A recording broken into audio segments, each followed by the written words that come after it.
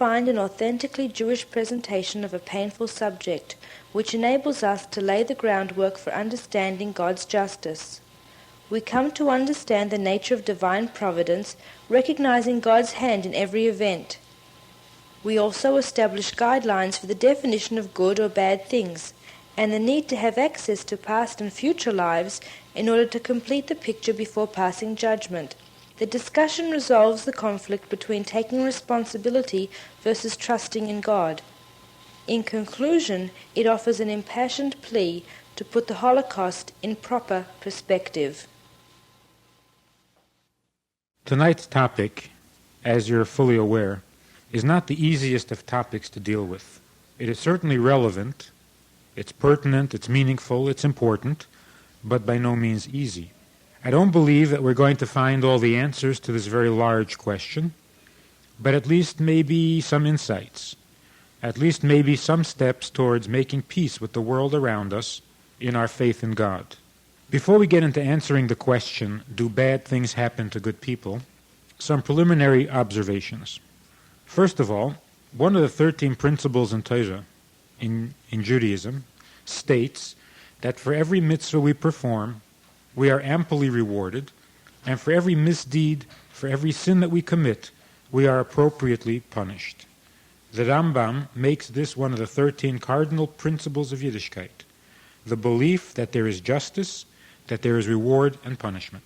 To get a little more comfortable with this idea, with this concept, we had a little incident a few years ago where we were speaking to one of the community day camps and talking to the children there about the great mitzvah of mezuzah. And we were explaining how in the merit of the mitzvah of mezuzah, the home receives special divine protection from trouble, from disaster, and so on, and that without the mezuzah, we are left unprotected like a soldier without his helmet. A few days later, we received a very angry phone call from one of the parents of a child who was attending this camp. It seems that the child had written home, or had called home, and told his mother that the rabbi had come to the camp and told him that if you don't have a mezuzah on the door, you are without protection and somebody might die.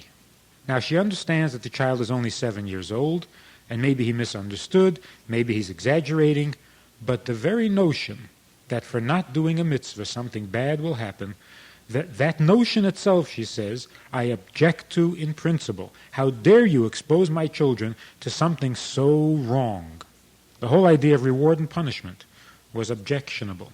But the truth of the matter is that whether we're observant or not, believers or non-believers, whether we are devout or secular, we all have a deep-seated conviction that there is justice in this world. And what does that mean? There's no other way to define it than to say, justice states that if you're good, you are rewarded, and if you're bad, you are punished. People who make no claim to belief or faith in God believe that crime doesn't pay, that eventually you get trapped in your sin, you get trapped in your crime, that good people deserve and ought to get good things, whereas a bad person deserves to fail. I remember talking to a woman who claimed to be an atheist, and she was very upset that her husband was getting involved with Yiddishkeit, was beginning to do mitzvahs, keep Shabbos, and so on. But when this woman lost her brother, who was her favorite brother, the brother who had kept the family together when her father had died, and then this brother, at the early age of 46 or 47, died of a heart attack, this woman, for years afterwards, could not make peace with what had happened, and was constantly saying, why him? Why him? So at some point, I decided to confront her, and I said to her, I don't understand where you come to ask such a question, where you, the atheist, are asking such a question. What do you mean, why he? You know why. The doctor explained to you why he died. He showed you the diagram. He explained to you how the heart works and how the arteries can get clogged. Your brother was a wonderful man. He was a good brother. He was a good person. He was terrific. But his heart was bad. He had a bad heart. And the doctor explained this to you, and he showed you exactly what had happened and where the clot had formed. Why do you keep saying, why him? You know why him. Obviously, she's not interested in the medical facts. If he was a good man, then why did he die? But wait a minute. What kind of question is that? Whether we wish to admit it or not, it's a religious question. Secular people can't ask that. If you want secular answers and secular philosophies, then ask secular questions. But if you ask religious questions, then you have to be ready for religious answers. A totally, truly secular person, if there is such a thing, can't ask, why did somebody die? He can only ask, what made him die? How did he die? But why? What kind of question is that? Only religious people ask such questions. Why do religious people ask such questions? Because they believe that there is reward and punishment, that there is justice, that a good man should have a good life. We're also morally indignant, genuinely, sincerely, morally indignant when wicked people succeed. It bothers us, not because we're jealous, but because we're morally disturbed. It's not right. An evil person shouldn't succeed. We expect him to fail. We expect him to be punished. And when it doesn't happen, something of our moral fiber is disturbed, is bothered. So the awareness, the belief in reward and punishment, is really not limited to people who read the Rambam and who find out from the Rambam that there is a reward and punishment. It's deeply rooted in our heart and mind and psyches, without which we wouldn't be quite human. And so when this woman phoned and complained, how dare you tell my child that someone could suffer for not doing a mitzvah? What's the complaint? You tell your child the same thing, only you use different words.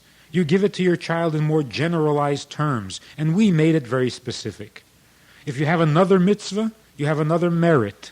Does that not bring you greater deserving? Does that not mean that you have a better life, or should? Didn't you yourself tell your children that if you're a good kid, everything will turn out well, and if you're a bad kid, you will only make yourself miserable? So we're being a little more specific. We're saying that one of those things you can do that is a mitzvah, that is a virtue, that will bring you greater credit, is to have a mezuzah. You don't want to talk about the mezuzah? Let's talk about keeping kosher. Let's talk about keeping Shabbos. All of these things are things that bring you more credit, more virtue. And the better person you are, the better life we expect you to have, because we believe that there is justice in the world. It's not a jungle. Another preliminary remark. The great revolutionary changes that Professor Einstein brought to science began with some very simple observations.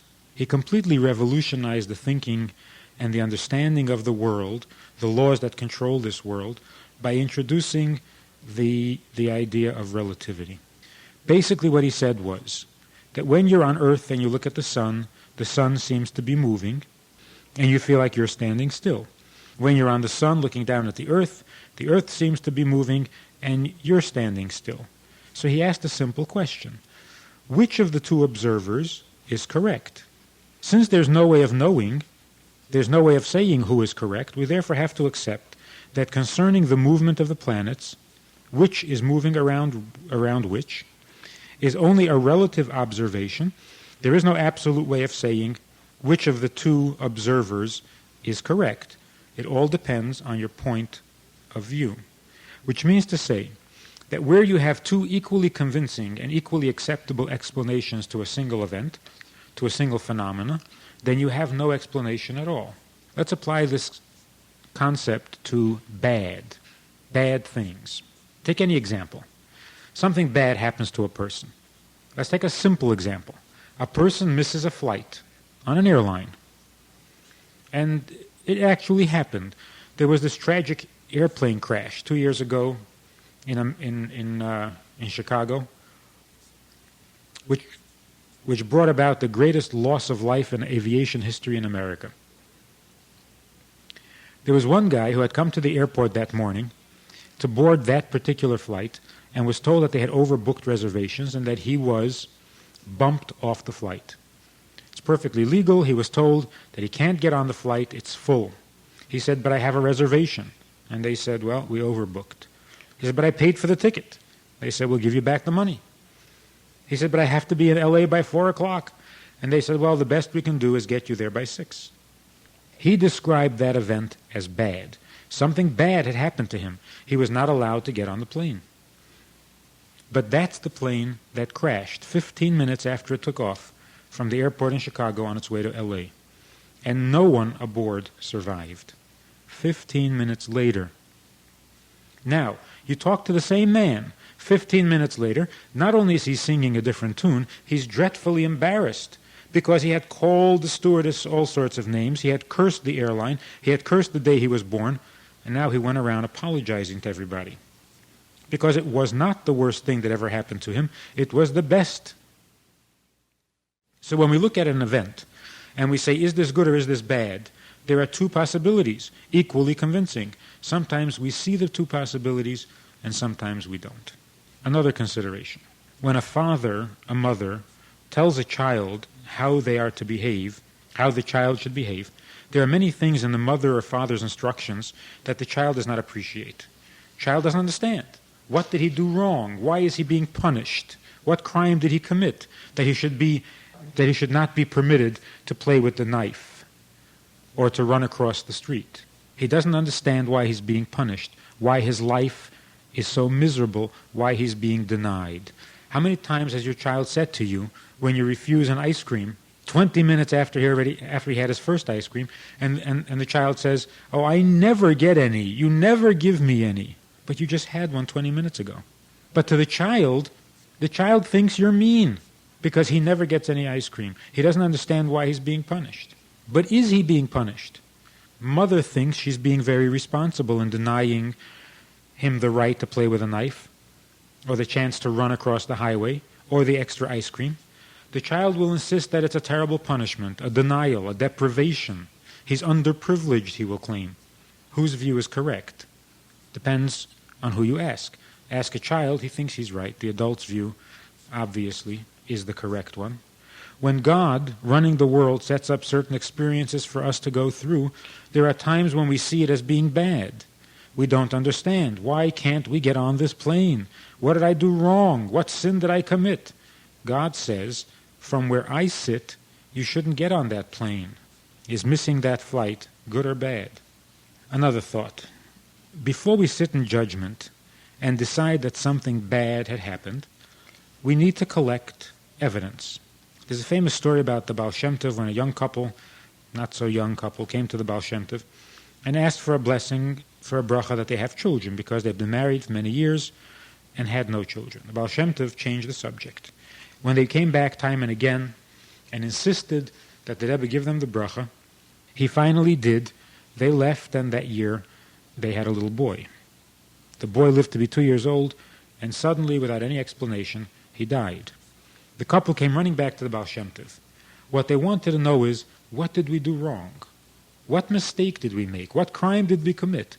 Why did this thing happen? Of course, they described it as something bad. The Baal Shem Tov said, in order to judge the event, in order to be able to accurately describe the nature of that event, you need some background information. Let me give you some background information, he said. About 100 years ago, there was a battle, a war going on, the Khmelnytsky uprising, and the Cossacks destroyed entire villages. And in one of these villages, a Cossack noticed a newborn baby, and having no children of his own, he picked up the child and took him home. When the Polish government finally put down the rebellion and tried to straighten things out, bring order back, they came into this camp of Cossacks and they noticed immediately that there was a child who was obviously not a Cossack. They returned the child to the Jewish community. The child's parents had been killed in the attack, but the community raised the child and he grew up to be a fine Jew. When this Jew died, his soul came to heaven, and the heavenly courts found that this was a perfectly clean, innocent soul, except for a slight blemish that had accumulated on the soul during those 2 years that he had spent among the Cossacks with the violence and the vulgarity and the non-kosher food which he had absorbed during those 2 years. And in order for the soul to be completely perfect, it was decreed in heaven that the soul needs to be born to a nice Jewish family, in a kosher environment, in a holy atmosphere, to relive the first 2 years of life.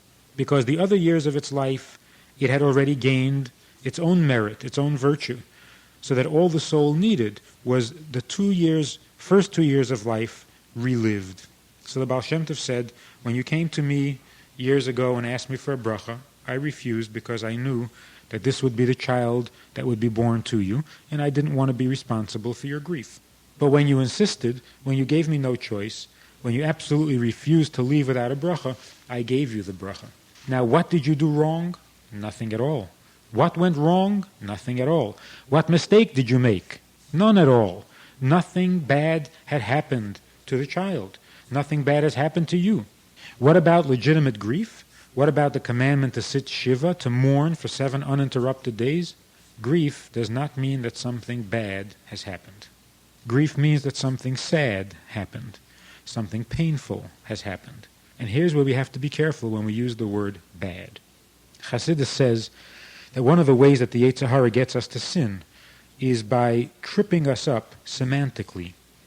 The Yetzer Hara uses certain words that are very subtle, and it gets us to sin simply because he tricked us. He used a word that didn't belong, and we got confused. For example, when the snake came to Chava, what did he say to her in the Garden of Eden? He couldn't come right out and say, eat from the tree of knowledge. What kind of human being would respond to that? So Torah tells us that the snake was sly. The snake came to Chava and said, look at that tree. Look at the fruit. Isn't that a good fruit? Isn't this a good tree? He didn't say, eat it. All he said was, isn't this a good tree? And that was the beginning of the sin. Is there such a thing as a good tree? Is there a moral fruit? It's really a misuse of the word. A tree can be healthy or it can be diseased. A tree can grow tall or it can be stunted. A tree can be full of fruit or it can be barren. The fruit can be sweet or it can be sour. But what is a good tree? And by the same token, what is a bad tree? A tree that slanders, that gossips? What's a bad tree? The terms good and bad, correctly used, must remain within the realm of morality. Good means morally good. Bad means immoral. So you can't say a bad car. You really can't even say a bad check. The word applies more properly to the writer of the check. So when we say, do bad things happen, we're not asking, do painful things happen? Of course, yes, painful things do happen. We're not asking, do sad things happen? Yes, sad things do happen. But do bad things happen? In other words, this painful experience or this sad experience, is there something immoral? Is there something bad about it? It's a very different question. So this couple who lost their child are commanded by Torah to sit 7 days in mourning over their son and to cry and to feel no pleasure in anything in life, to take no pleasure in life for 7 days because they are in mourning. But did a bad thing happen? What is bad? There's a famous story about a woman whose children suddenly passed away and her husband came home, Rabbi Meir, and she wanted to break the news to him. So she put it to him this way. She said, suppose we had a visitor here yesterday and he left his bags and then today he came to claim them. Would I be right to give it to him? And Rabbi Meir said, what kind of question is that? Of course. So she said to him, God gave us children and yesterday he came and claimed them. Would you object? Is there anything immoral or bad? But even after this explanation, did they sit shiva and mourn? Certainly. So before we get to answering the question, do bad things happen to good people, let's try to define it. What is bad? First of all, when an event happens, there are always 2 ways of looking at it. There are always 2 sides. Which side is correct? We know in our own experience that it happens over and over again. We go through something and it feels and seems like something bad is happening. A week later we realize it wasn't so bad. As a matter of fact, it was good. And we thank God that it happened. Because without that we would have never reached some other great accomplishment or virtue or whatever. Number 2, if we're going to decide or determine whether this thing is bad, do we have the evidence? Where is the evidence? We're looking at it and it looks bad. But do we know what preceded it? Like the story with the Baal Shem Tov, do we know what God has in mind? The information that God has and the basis on which God is functioning is not available to us. So God sees past generations, future generations. We're told that Moshe saw the Egyptian hitting the Jew, and it says that he looked this way and he looked that way and he saw no man, so he killed the Egyptian. Now why was Moshe looking up and down? Was he a coward? Did he not have the conviction of his beliefs? If it was right for him to defend the Jew and kill the Egyptian, why was he so concerned whether anybody was watching? Certainly he was willing to put his life in danger to save another Jew. So the commentaries tell us he wasn't afraid that someone might be watching. He looked this way and he looked that way means that he looked into the past, into this Egyptian's past, into his genealogy, to see if there was anyone significant and worthy among his ancestors, and he saw no one. And then he looked the other way, into the future generations that would be born to this Egyptian, and he saw no one, and so he killed him. Which means that had he seen in this man's past or in this man's future a person of great virtue, that virtue might have extended, that credit might have extended to this Egyptian, and he wouldn't deserve to die. But before we decide whether this Egyptian's death is a good thing or a bad thing, we need more information. Where does he come from? Who will come from him? What did he do in his past life? What is he going to do in his next life? We need more facts. We need more evidence. What about reward and punishment? What do we think when we see suffering or trouble coming our way? Or we see someone else suffering? The immediate question is, what did this person do to deserve this? We immediately demand justice. Show cause. Why is this person suffering? Did he do something bad to deserve it? Now, what if we should discover that, yes, he did do something bad and does deserve it? Then we would accept it as being part of justice. Sometimes a person has to take his medicine. He sinned, or as the expression goes, he did the crime, so he's got to do the time. So you're going to sit in jail. Yeah, you have to sit in jail. You did the crime, you got to do the time. We accept that as being just. Sometimes we take it to an extreme. God says, live this way. Don't eat on Yom Kippur. Or don't think unholy thoughts. Don't commit adultery. Don't trick anybody or mislead him intentionally. So we don't. Why don't we? Because we don't want to be punished. We don't want to suffer the consequences. When you take a look in Torah, and it says that if a person eats on Yom Kippur, he deserves a death penalty. If a person commits adultery, he deserves a death penalty. If a person does this or that, there is a whipping. And if the person does another type of a sin, then he has to die a natural death. Well, these are severe punishments. Who wants to suffer? So we refrain from sinning out of fear. Fear of what? Fear of God? No. Fear of punishment. And that can be taken to an extreme where it becomes really unhealthy and un-Jewish. If you've read anything about Hasidim, about Hasidic philosophy, you probably have the impression that Hasidim serve God with joy. Not with fear, but with joy. Constant singing, constant dancing, they know of no problems, they know of no troubles. It's an exaggeration, but it's based on some truth.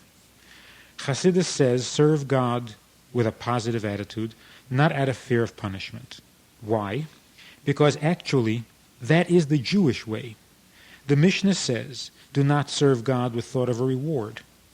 Don't serve him for the reward. Serve him because he is God, he created you, and he deserves to be served, not because you need a reward. Now, what greater reward is there than avoiding tragedy?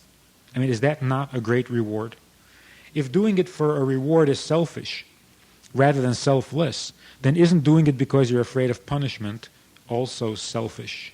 You're not worshiping, you're not praising, you're not serving God, you're defending yourself. It's self-preservation. So to serve God out of fear of punishment violates the instruction of the Mishnah. It's a Jewish thing to serve God for positive, optimistic reasons and not for self-preservation or the avoidance of punishment. Chassidus illuminates this and illustrates it with the following little story. Imagine a father who sees his son running around barefoot. So he says to the child, be careful, it's not safe to run around barefoot. Put your shoes on, because barefoot you might get a splinter and hurt yourself. But the child is not impressed, and he continues to run around barefoot. Sure enough, he gets a splinter, and the wound gets infected, and the infection becomes dangerous, and they rush him off to the hospital. And the doctor says, thank God you got here on time. I think we can save the leg. And he takes out these instruments, these sharp, cold, shiny instruments, and he pokes around in this very painful area of the foot. The child is screaming. The doctor finally gets the infection out, gets the splinter out, and saves the child's leg.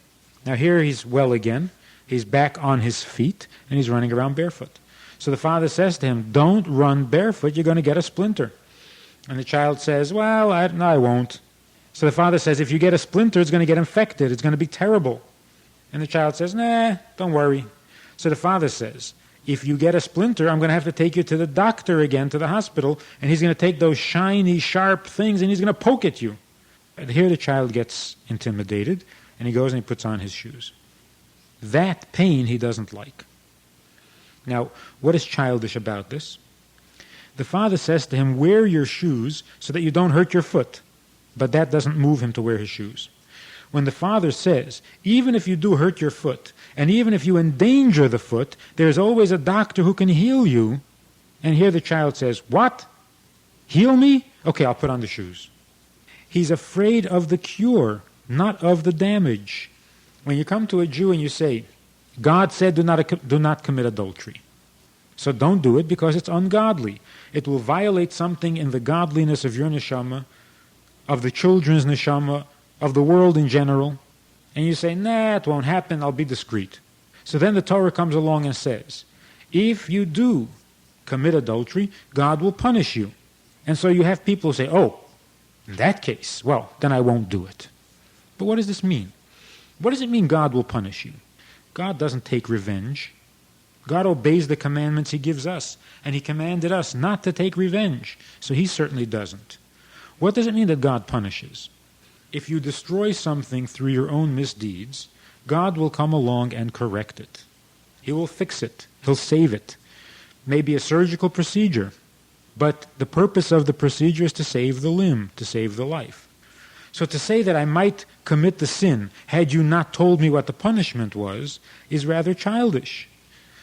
You refrain from doing the sin because it is a sin, not because it's curable. That's a childish thinking. You should avoid the sin because of the damage it causes, not because it can be fixed. This way of thinking about the punishment, being more impressed with the punishment than with the crime, leads to another misconception, an unhappy misconception. There seems to be a belief that where the Torah specifies a punishment, that indicates that the sin is a grave sin, heavy sin. Where Torah does not prescribe a punishment, that seems to indicate that the sin is not so bad, not so serious. But the truth of the matter may be the exact opposite. When Torah says that for this sin there is punishment, it means that if you damage yourself and the world by committing this sin, there is a method by which it can be corrected. It's salvageable. But then there are certain sins for which there is no punishment. Why? Because there is no salvaging it. There is no medical procedure, no surgical procedure to save this particular limb. So when you look in Torah and it says that if a Jew commits adultery, there's a very severe punishment. And people say, aha, it's a big sin. It's a heavy, got to watch that one. But when it comes to having relations with a non-Jew, no punishment is mentioned in Torah. So people say, well, in that case, it must not be such a terrible thing. But the exact opposite is the truth.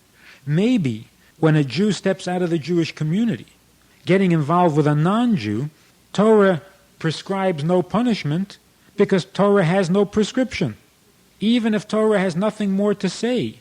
And we know that in human relations, if your father will at least scream at you, will at least shout, then you know you still have a father. You still have a relationship going. But if you did something so bad that your father won't talk to you anymore, that's even worse.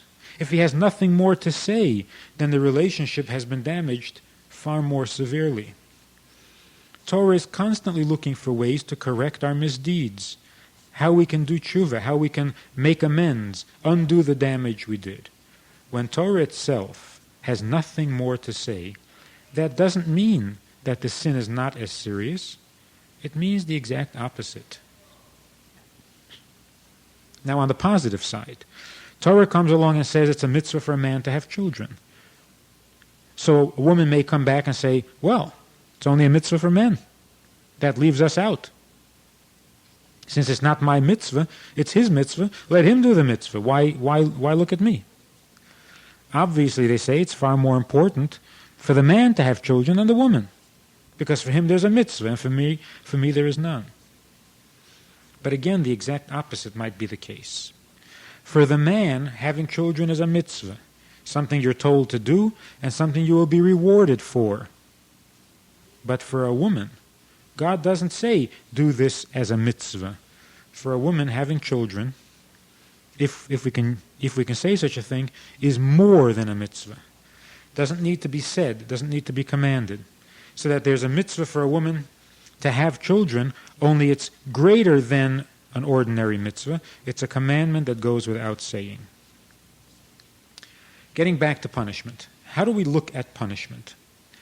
If there is something we did that needs to be cleansed and corrected, if we need to be put back on the track, in order to get back on the track, we need to have a little pain, then that certainly cannot be described as bad. It's obviously good.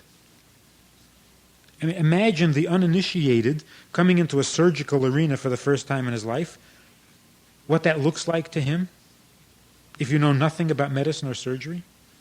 What's one to think when he sees a guy strapped down, tied hand and foot, with a bunch of men wearing masks, wielding knives, standing over him? What are you to think? That this is good? But when you know what really is going on, not only do you see the goodness of it, these men went to school for 8 years, trained for more years, specialized for a few years. All of this effort, including the ridiculous hours they keep, all of this so that they may be able to be competent enough to save a life. They're not bandits, they're angels. The Berditchever Rebbe composed many songs. One of his favorite, one of the most popular, is called Adudale.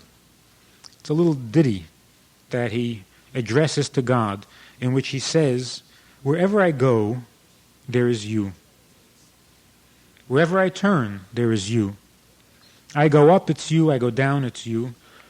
I go east, it's you. West, it's you. Wherever I go, you, you, you. Then in the second part he says, when things are good, it is you. If God forbid not so good, then it is you. And as long as it is you, it is good. Because if God is punishing us, then it is good. So Torah comes along and says, in objective truth, no bad thing comes from heaven. Which means that God causes no bad things to happen. And since God is the only cause in this world, then no bad thing can happen. That's an absolute truth. Therefore, a virtuous person, a person who wants to grow spiritually, emotionally, mentally, when something happens to him or her that hurts, that is sad, they will treat it as something painful, something tragic, and something sad, but not bad. On the other hand, if something painful or sad happens to someone else, here you're supposed to object. Here you're supposed to say, wait a minute. As far as I know, that person is guiltless, so this couldn't possibly be a punishment. If it were a punishment, then it would be good. But as far as I know, this person is a tzaddik. I know I'm not. Everybody knows within themselves where they're at, but for the other person, I am to assume that they are guiltless, and therefore what is happening to them is not a punishment. So as far as I know, there is no ground, there is no reason for this person to be suffering. So this is not a corrective measure. As far as I know, this person deserves better. Therefore, I object. I'm obligated to object. I'm hurt. I cannot allow this to happen. If there's any possible way for me to stop it, I must stop it. Where do we learn this from? We see it with the first Jew, with Avraham. We are told very clearly that God came to Avraham and said, I am not going to keep secrets from you. I trust you. We're friends. I want to tell you what I'm about to do. I am on my way to destroy the city of Sodom, God says. And what does Avraham do? Avraham says, how could you? How could you? You're the judge of the whole world. How could you do an injustice? And so they argued. So the question is this. Some people don't believe that when a city is destroyed, God is doing it.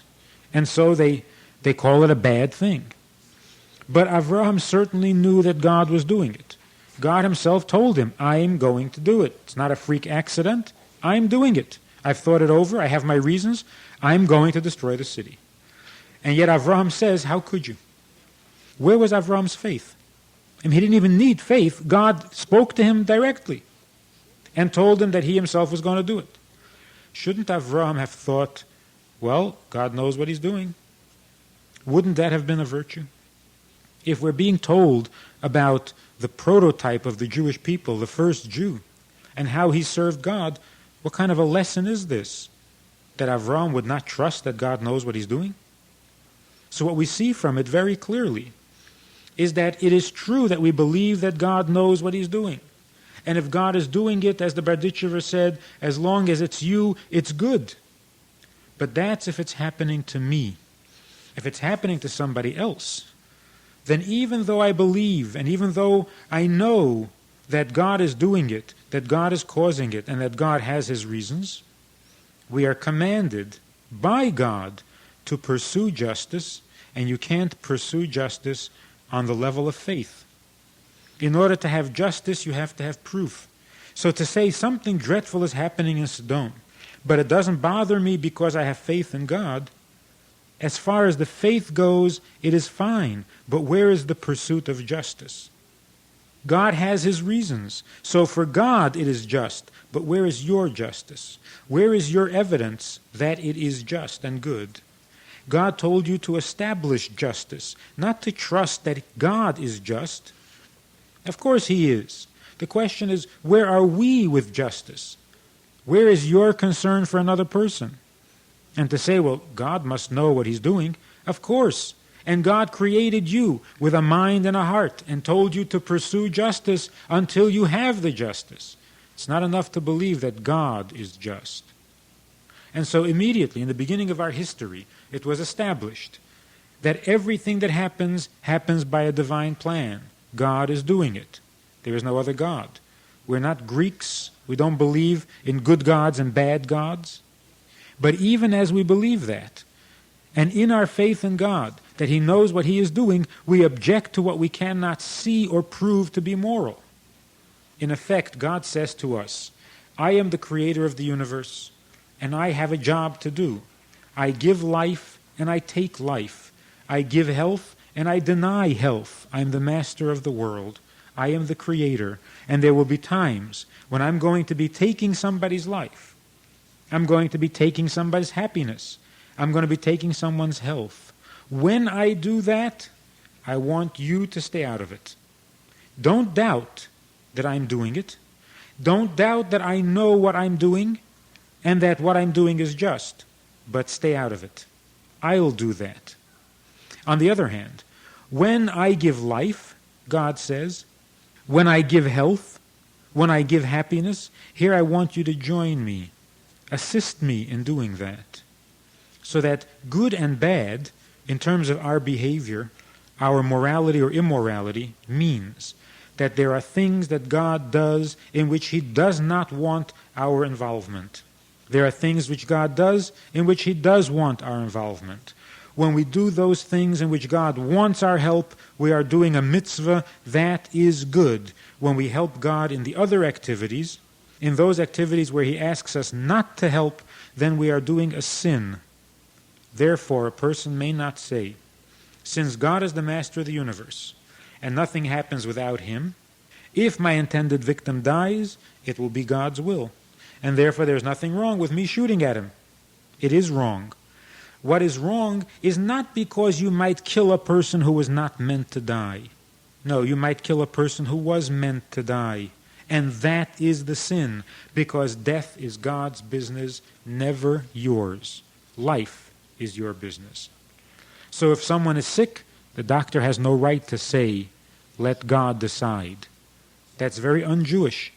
If someone is sick and there's a possibility of healing him, you must run to heal him. Who are we to interfere with God's plan? This half of God's plan, we are invited, we are, as a matter of fact, commanded to interfere with. You must offer a cure. Another interesting statement. Torah says, do not stand on the blood of your friend. Do not stand by when your friend's blood is being shed. But the literal translation is, do not stand in his blood, as if the blood had already been shed. And what that tells us is that it is very possible it is very likely that you will come across a person whose blood has already been shed. He is destined to die. He is going to die for some divine cosmic reason. His blood is already shed, theoretically. And yet you have the commandment, don't stand in his blood. You have to object. Even though you are a believer and you know that no one dies before his time, yet you have to object like Avraham did. God may know what he's doing, but until you see a reason for it, you have to object, try to stop it. You have to try to heal him. You have to try to save him. What happened to Avraham after the city of stone was destroyed? He had begged, he had pleaded, he had bargained, and it didn't help. In the end, God destroyed Sodom. Was Avraham upset? Did he lose his faith? No. What did he say? He said, Baruch Dayan Emes. Blessed is the true judge. He knows what is right and what is wrong. So now you can ask, if you're such a chacham, you could have said that an hour ago and would have spared God an argument. Instead of arguing and then saying Baruch Dayan Emes when it happens, why didn't you just say Baruch Dayan Emes when you first heard the news and forget about it? If you have that much faith, why are you saving it for the end? After the fact, once we see what has happened, then we know that that was God's intention. If it is God's intention, then Baruch Dayan Emes. But until it happens, until it's after the fact, if there is a possibility that this person can be saved, that this person can be healed, that this person can be cured, this person can be salvaged, you have to try to salvage. Only after it's done, when it's after the fact, then you no longer have a mitzvah here to try to stop it. You're no longer commanded to do anything in this case because it's done. You can't salvage, you can't cure, the person's already dead. So that mitzvah is no longer available to you. Then you leave it to God, and the mitzvah then is to say, God knows what he has done. As long as there's a mitzvah upon you to save, to heal, to cure, to object, to pray, then it's not enough to say God knows what he's doing. You have to know what you're doing. The Gemara tells us that 40 days before a child is born, there's an angel in heaven whose job is to make announcements, predictions. This angel in charge of announcements announces that the child about to be born will be rich or poor. The other child will be strong or weak. And so on. Many things are announced and predetermined about this child that's about to be born. So we see that rich or poor is determined even before the person is born. Why then, when we see poverty, when we see people suffering hunger, we get together in our synagogues, in our shuls, and we proclaim a fast and we pray. And we demand of God that he make us rich or richer. Why don't we trust him? Why don't we put our faith in him and assume that he knows what he is doing and we're probably better off poor? You can do that for yourself. If you want to be content being poor, fine, wonderful. Who is rich? He who is content with his portion. But when you see someone else being poor, that too is God's will. God knows what he's doing and God is just. So it is God's will that he be poor. But what is your commandment? What is your moral obligation? What does God want of you? He wants that you should feed him. And if you can't feed him because you're also poor, then pray. Get together, fast, and pray. You say, now wait a minute. This is really difficult. If it is better for this person to be poor, and that's why God is making him poor, when you come along and make him rich, then you've denied him the virtue of being poor. How could you do that? This person is about to gain some great, wonderful merit by being poor, and you took that merit away from him. How dare you do that? If it's good for the person to be sick, how dare you heal him? He'll only have to be sick again later. And if it's necessary for the person to be sick, let him be sick. Like when a person needs to mourn, and you don't let him mourn, you're not doing him a service. It's a disservice. A person needs to cry, let him cry. Don't try to make him laugh. So when we pray, when we try to interfere, when we turn to God and we say, change this, what are we asking of God? What we're asking of God is this. Those things that God does for us that hurt, that are painful, we believe are really acts of kindness. Kindness that we cannot understand because it's a higher kindness, a more divine kindness than our appreciation can comprehend. Like the father who's being kind to the child by not giving him another ice cream. What we're asking of God is not that he stop being kind, that he be less kind. What we're asking of God is, in your infinite wisdom, in your infinite power, please find a way to give us the same benefits in a better tasting pill.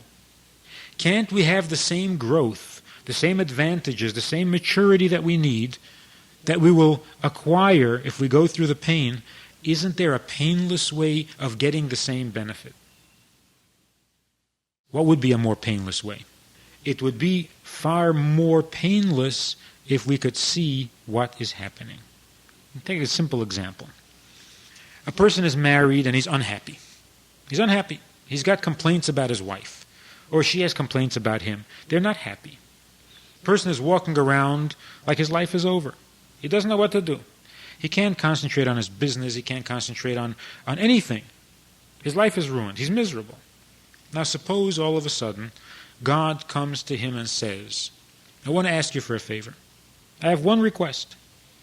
There is this man or this woman who needs to be married, and they have a personality that is a bit eccentric. I'm looking for someone to marry this person. I created this person. I'm responsible for this person. I want someone to marry this person. Would you marry this person for me? This is your mission in life. This is your purpose in life. I will give you life. I will give you health. And I ask you only to make this one person happy. And she's not the easiest person in the world to make happy. Or he's not the easiest person. But this is the one request that I make of you. Make this one person happy. If God would come to us and ask make that kind of a request, we would do it gladly. We would do it with joy. We wouldn't see it as a burden at all. Certainly not as a tragedy. We wouldn't call it the lousiest thing that happened in our life. Which means to say that if we could only see why the pain, it wouldn't be a pain, it would be a pleasure. It's true in our relationships as well. I would do anything for my wife, even those things which I now refuse to do. All she needs to do is show me. Show me why you want it, and then I'll do it gladly. The only reason I refuse to do it is because I can't relate to it. I don't understand what she wants, or why she wants it. And this friction would disappear if I could only see. Of course, that's a cheap excuse. And besides, I do everything my wife wants. I'm just using this as an example. What are we praying for? When we pray that all of these things should be changed, we're not saying that God is doing something wrong. We're not failing to believe in God's providence. We're not failing to trust in His judgment. All we're saying is, it is good, but I can't see it. And we ask, could you not make it so that it's visible and obvious to the human eye? Once it would become visible, once it becomes obvious, it would stop being a pain. It would stop being a sickness. We wouldn't see it as poverty. The Gemara says that a person should accept the bad things that happen as gracefully as he accepts the good things. And there was a student who tried desperately to understand what this means. Came to the Baal Shem Tov. He said, could you please explain to me, what does this mean? Enjoy bad things? Wallow in pain? Doesn't sound Jewish. So the Baal Shem Tov said, I can't answer you, but Reb Zusha, who lives in a faraway village, he has the answer. Go to him. The man traveled a long distance, came to the city of Anapoli, the village of Anapoli, and he was certain that if the Baal Shem Tov didn't know the answer to this question, and this man, Reb Zusha, does know the answer, he must be a greater tzaddik than the Baal Shem Tov. And so he asks around for the holy Reb Zusha, and nobody knows who he's talking about. Finally, he was able to track down a man by the name of Zusha, a poor man, lived in a little broken-down hut in the outskirts of the village, and he teaches children. The man came to Reb Zusha's house, and he found utter poverty, illness, pain, suffering, which was not uncommon in those days. So he says to Reb Zusha, the Baal Shem Tov sent me to you. Reb Zusha's face lights up, full of joy, enthusiasm. He puts on his gartel, and he says, tell me, what did the Rebbe say? So the man says, the Rebbe asked me to ask you a question. He told me to ask you to explain what it means that we should be as graceful in accepting bad things that happen to us along with the good things. And Abzusha was puzzled. He said, "The Rebbe sent you to me? That I would give you an answer to this question?" He said, "I don't understand. How could I know how to accept bad things gracefully? Nothing bad ever happened to me." And so the man understood the answer. He had gotten his answer. There is no explanation for how you're expected to accept bad things. Bad things are bad. You're not supposed to accept bad things. What the Gemara means is not that you should see something as being bad, but like it. That's not Jewish. What the Gemara means is you should see beyond, behind, beneath the surface of that which looks bad, and realize that it's just as good things, perhaps better. Only when we call something good, from our perspective, when these things are happening, we describe it as good because we see the goodness, whereas the other is painful, is difficult for us because we can't see the goodness. But it isn't bad. Practical application. In a conversation, this woman says how she regretted having an abortion. And someone mentioned something about raising children, and this woman who had had the abortion made this remark. She says, if I hadn't had my abortion, my child would now be 5 years old. So I called her aside and I said, "Wait a minute. Your child would not be 5 years old. If this neshama was destined to live 5 years, then it would be here today. If the neshama is not here today, then it wouldn't be here even if you hadn't decided on the abortion." It's true that the decision to have the abortion was an immoral one. It's true that you made a terrible mistake when you decided to abort.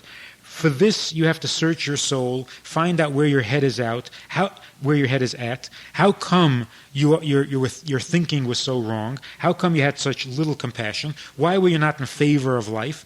Those are all good questions. That's your problem because you made a bad decision. And you had the freedom of choice to make that decision. But don't ever believe for a moment that the life and death of another human being is in your hands. That's arrogant and it's wrong. This neshama that was conceived but not born is a neshama no less than yours. And just as you have a destiny that you're going to live out, it has its destiny. And there's no way that you can interfere with its destiny. The fact that you made a poor choice, so do tshuva. Search your soul. Search your heart. Where did such a bad idea come from? But don't ever take credit for life and death. That's not in your hands. This young man was walking home from yeshiva in Brooklyn Friday night, and this juvenile delinquent jumps out from the bushes, a little kid, and he has this gun, and he demands money. It's Friday night. The guy's walking home from shul. He doesn't have any money, so he brushes him off. And this kid pulls out a gun and says, "Give me the money or I'll shoot you." He pulls the trigger, shot him point blank. They were standing 3 feet apart. The yeshiva boy took the gun away from him, beat him up, and he ran away. He didn't realize until he had gotten home that he was bleeding from his chin. What had happened was that the bullet had entered his chin, lodged against the jawbone, and because it was a leather-tipped bullet or something, it flattened, rather than going through the bone, it flattened and didn't go any further. It's a rather dramatic illustration. But here are two people living out their destinies. This juvenile delinquent had freedom of choice, to be good or to be bad. He decided to be bad. How bad? As bad as you can get. He's going to kill a Jew. Now, what does it take to kill a Jew? Well, you go out and you steal some money. He did it. With this money, you go and you buy a stolen gun. Well, he did that too. Then you put bullets into the gun. He did that. Then you hide in the bush and wait until a Jew comes along. So he did that too. Then you point the gun at this Jew and you threaten him. And you pull the trigger so that the bullet comes out of the gun and enters the body of your intended victim. Does that make you a murderer? You've used the full extent of your freedom of choice. This juvenile delinquent, he did it all. He used the full range of his freedom. He decided to be a murderer. He acted like a murderer. What more do you want from him? But did his victim die? This particular man was not about to die. So one, the juvenile delinquent, had his freedom of choice, and the other has his 120 years to live out peacefully because he is not destined to die. He did get a headache, though, from the bullet. When this woman says, my child would now be 5 years old, what are you saying? That there is a child, that there should have been a child, he should have been 5 years old, but because you made a dumb decision 5 years ago, that's why this child is not alive. For your stupidity, a child died? Is that what life is all about? God forbid. Your stupidity, do tshuva for it. But the other person's life and destiny, that's not in your hands. This child did not die because you were silly. God does not create a life to have it extinguished senselessly. The murderer is senseless, not the death. What if the pain coming to you is coming from another person? There are people who abuse you. They criticize you, they hurt you. There are statements in the Mishnah and the Gemara and the Medrash that we are to take all this in good humor. We're to accept it gracefully, not to return insult for insult, not to take revenge, not even to say, I'm going to be nice to you in spite of the way you behave to me. You're not allowed to add that other half of the statement. You just have to be nice. Why? Because whatever pain you experience, that pain is your life. Don't credit it to anybody else. It's not somebody else who made you suffer. It's your life. Handle it. Use it. Grow from it. Become stronger by it. Since you're using it, since you're accepting it in those good graces, why should you be angry at the person who brought it to you? Yosef said to his brothers, you sold me into slavery because you wanted to hurt me. You had bad intentions. But it was not a bad thing. I am here for a reason.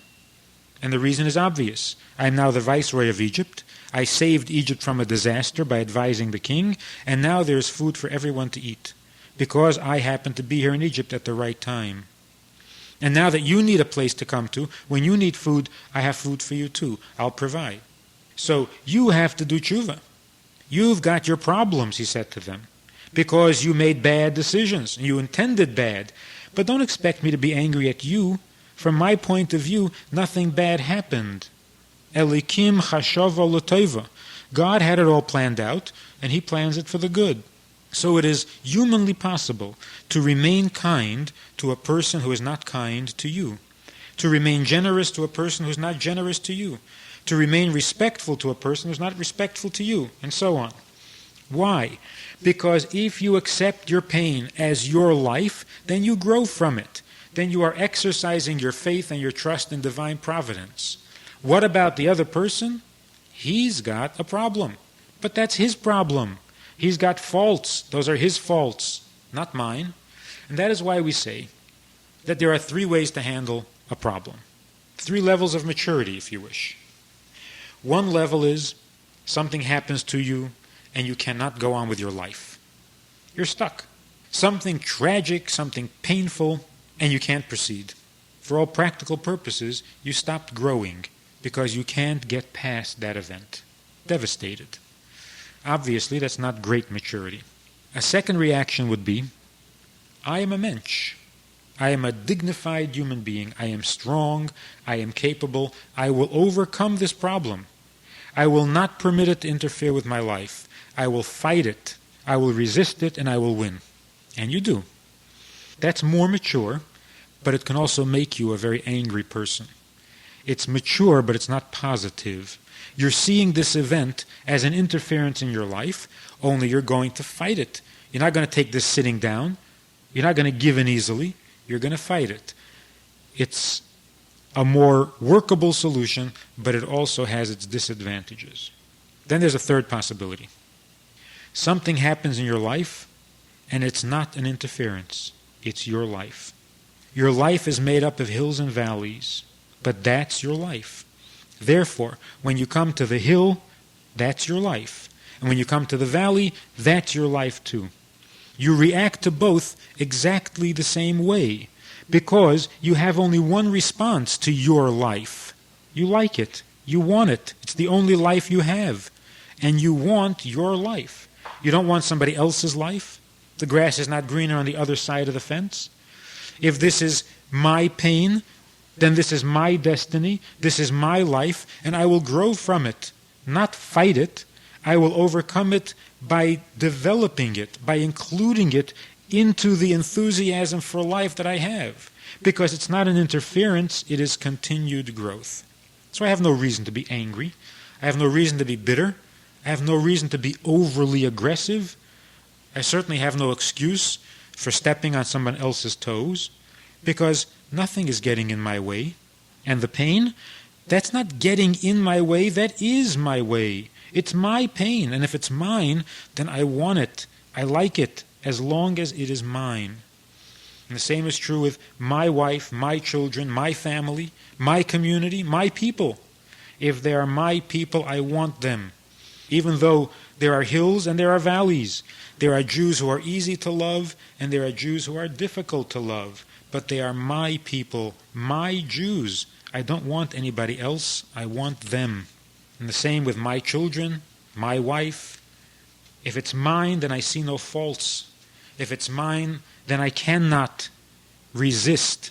I must have it. It's exactly what I need. It's perfect for me because it is mine. How realistic is all this? It is realistic. And in a moment of crisis, we actually rise to that level. We've all been there before. We've seen the world from that perspective in those moments of crisis. We become really good, big. We become noble. We see the world exactly the way we're describing it now. It's only that on a day-to-day level that we have a hard time with it. But when we think of the people we respect and admire, we think of the people we stand in awe of, the reason we admire them so much, the reason we envy them, is because they have exactly this kind of attitude. Now, if we can appreciate it in someone else, if we are able to see it in someone else, then we can have it for ourselves as well. We can do it. And God expects us to do it, because He wants to treat us the same way.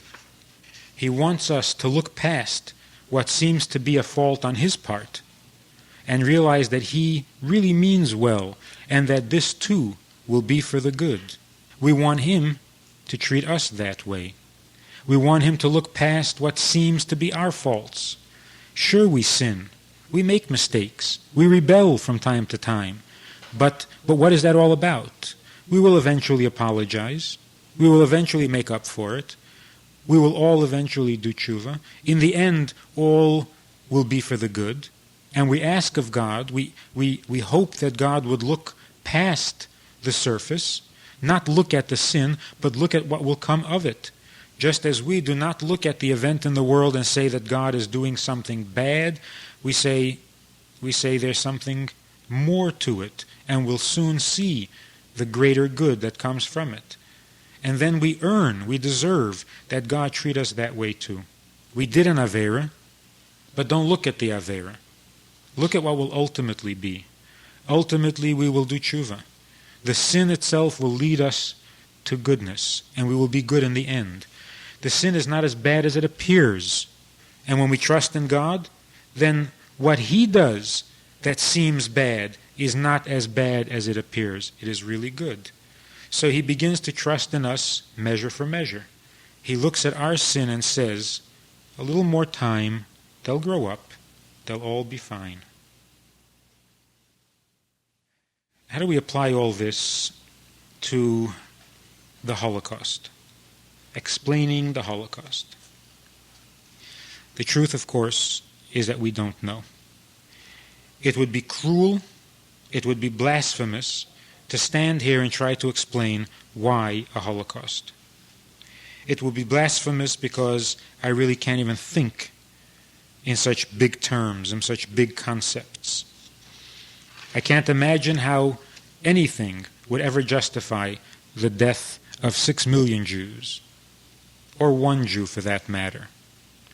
It would be immoral for me to think that I have an answer and to be content with an answer. An answer means that I can now understand and accept the death of 6 million Jews. But that's German. That's what makes a German, a Nazi, a Nazi. We are not Germans. We are Jews, and therefore we cannot find an explanation for the death of 6 million Jews, because we have a Yiddish Herz. No explanation will serve. No explanation will do. No explanation will satisfy, because any explanation is limited. It's finite and it's human. What happened in the Holocaust is infinite, beyond human.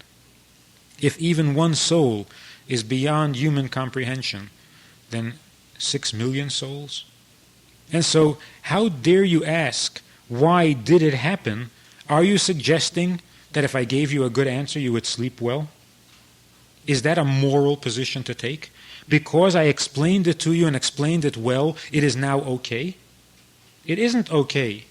Until God gives us an explanation, no explanation of ours will ever work. God owes us an explanation, but so far He hasn't given us that explanation. And we can't make up our own answers. I can't tell you why. But let's at least say something about it. Not why did it happen, what happened. What? Even if we can't explain it, we certainly can't ignore it. We can't live 30, 40 years after a Holocaust and not have gained something from it, not have learned something, even if we can't answer the question of why. Now we can learn two things. We must learn two things. First of all, without Torah, without God, without commandments, there can be no morality. There can be no goodness. There is no humanness without commandments from God. What happened in Germany proved one thing, that studying music and art, literature, architecture, and philosophy does not make you human. It makes you skilled. At what remains to be seen.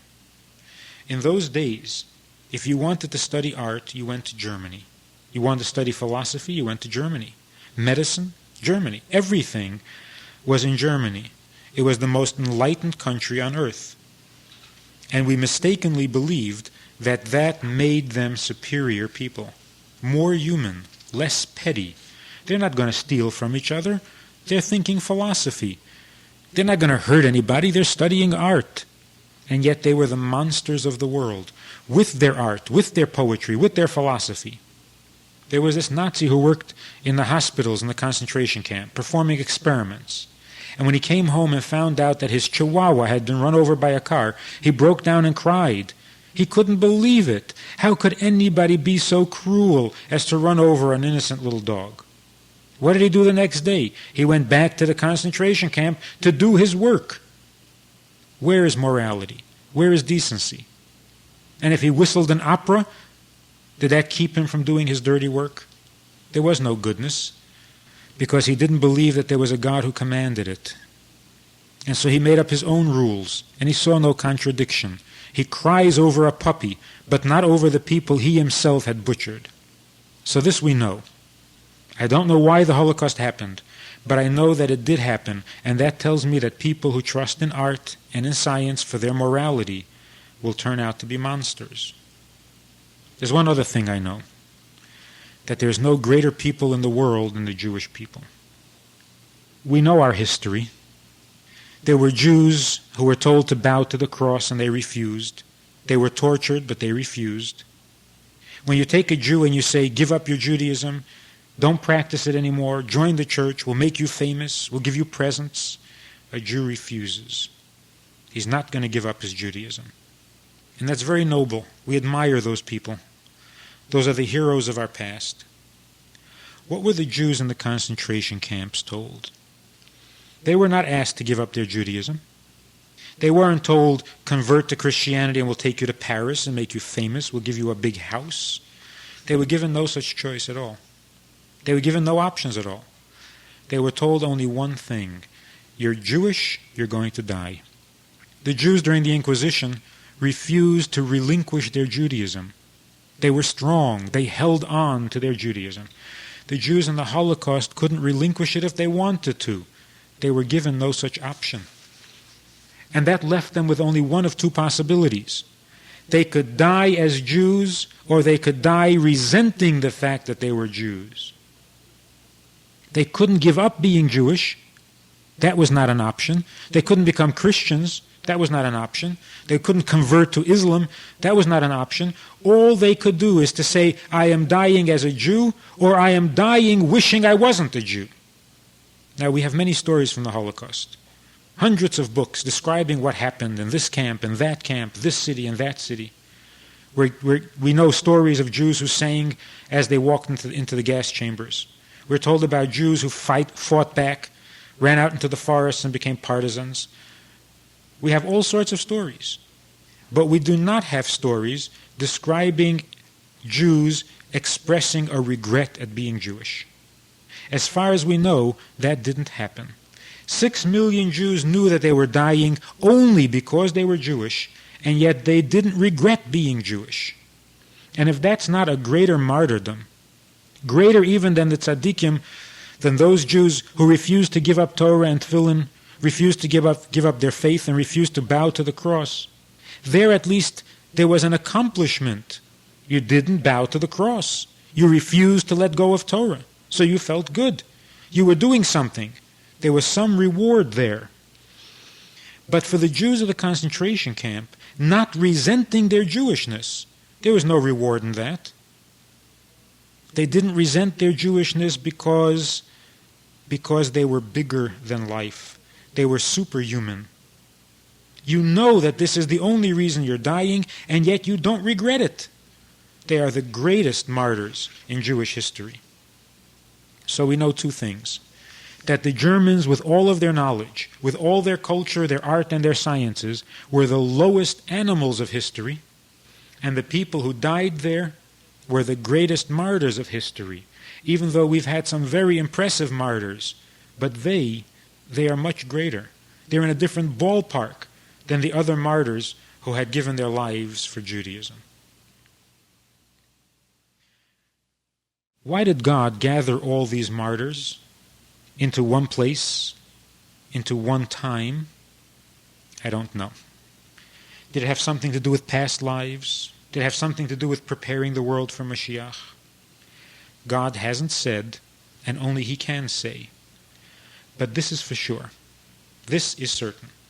My grandmother did not die for Hitler. She didn't die because of a Hitler. She died through Hitler. Just as a person who dies in an accident, in a car accident, does not die by accident. My grandmother didn't die because of Hitler. She died under Hitler. The person in the car accident dies in the accident, not by accident. Why it happened, I don't know. I don't know why smaller things happen. The why is a question I don't expect to be able to answer. But along the same line, if the generation of 6 million Jews was destined to be the world's greatest martyrs, what are we destined to be? What about the generation after the Holocaust, the survivors? What are we destined to be? What is unique about this generation of Jews? After the Holocaust, the great learning centers of Europe had been destroyed. It all came to a halt. The yeshivas, the academies, the scholars, the teachers, it all ended. What was left? A generation of untutored Jews. The teachings were interrupted.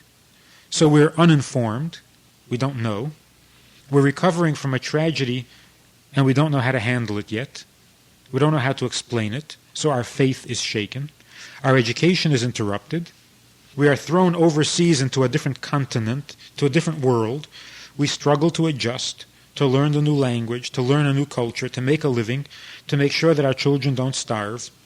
So the education is interrupted, the faith is shaken, and our time occupied. The result is that an entire generation of Jews grow up not connected to their Judaism, to various degrees disconnected from Judaism. The average Jewish child today, born into the world today, is born into a home with little or no Yiddishkeit. And yet God expects this child to grow up and be a good Jew. How? By doing tshuva. Tshuva means to return, to come back. This generation, our generation, we, all of us, are destined to come back. It's very clear. Because we were set out in a place removed from Judaism. The only thing to do is to come back. So what is clear about the martyrdom of the 6 million is also clear that we are the generation faced with a single challenge. We are not given Judaism, we have to go out and get it. It's a new experience. But the Navi predicted it. The prophecy describing the days before Mashiach says that in the end of days, the children will find Yiddishkeit and bring it to their parents. Now, he had to be a prophet to make such a statement. A wise man wouldn't say this. A wise man knows that tradition goes from the grandfather to the father to the son or to the grandson. But who ever heard of a tradition going backwards? Who ever heard of children being more traditional than their parents? Where would they get this tradition from? And yet this is the miracle of our connection to Judaism, of our godly soul, of our rebirth. And it's happening now. How many people here today are more observant because their children told them to be? The children are bringing tradition to the Zaydis and the Babas. So we're a unique generation. We saw a generation of martyrs, we became a generation of Baalei Tshuva. And that's supposed to be the symptom of the days before Mashiach.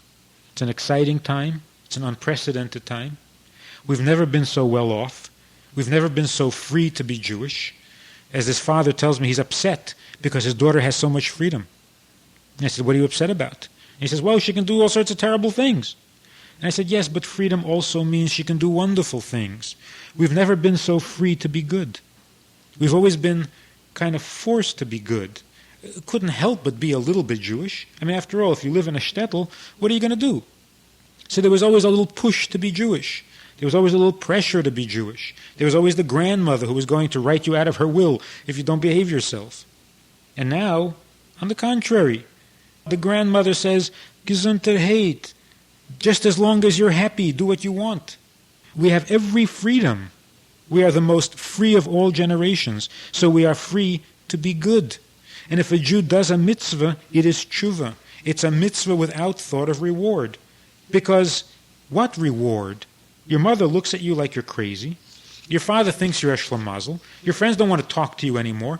What selfish motive could there possibly be for today's children doing mitzvahs other than the pure, unadulterated, unviolated Jewishness of a Jew?